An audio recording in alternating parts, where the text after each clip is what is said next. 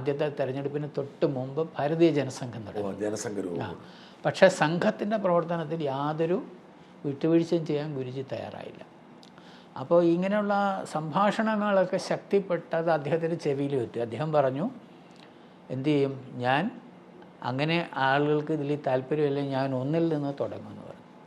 എന്നുവെച്ചാൽ എല്ലാവരും ഇപ്പം നിലവിലുള്ള എല്ലാവരും പിരിഞ്ഞു പോയാലും ഞാൻ വീണ്ടും ഈ ഒന്നിൽ തുടങ്ങി ഈ പ്രവർത്തനം എന്ന നിലയ്ക്ക് അദ്ദേഹം പറഞ്ഞു. എന്ന് മാത്രമല്ല, തുടർന്ന് അദ്ദേഹം നേരത്തെ പറഞ്ഞ പോലെ ഒരു ബ്രെയിൻ സ്റ്റോമിങ് സെഷൻസ് വച്ചു.